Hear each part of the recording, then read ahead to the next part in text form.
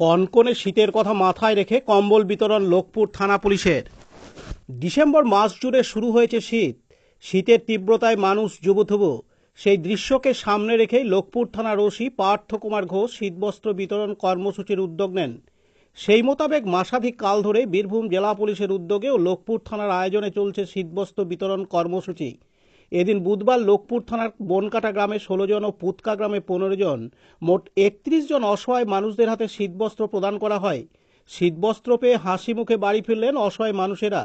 শীতবস্ত্র বিতরণ কর্মসূচিতে উপস্থিত ছিলেন লোকপুর থানার এএসআই নয়ন ঘোষ সহ অন্যান্য পুলিশ ও সিভিক ভলেন্টিয়াররা।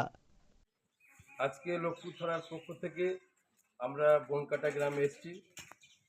ইতিপূর্বে আপনারা দেখেছেন লোকপুর থানার ওসি মানবিক মুখ অলরেডি তার থানা এলাকায় গরিব দিনদুঃখী মানুষদের উদ্দেশ্যে 1,500 কম্বল বিতরণ করেছেন।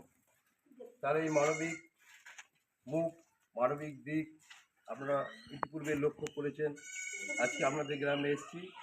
এখানকার যারা খুব গরিব আছেন, যারা দিন আনে দিন খান, তাদের অত্যধিক শীতে থেকে কিছুটা হলে রেহাই পাওয়ার জন্য ওনার এই পদক্ষেপ। তাই ওনার নির্দেশেই আমরা লোকপুর থানার পক্ষ থেকে এসেছি আমাদের কাছে কিছু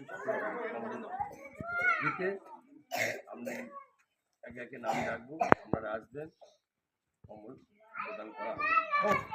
লোকপুর থেকে শেখ রিয়াজউদ্দিন ও বিপিন পালের রিপোর্ট, বাংলা এমএম নিউজ।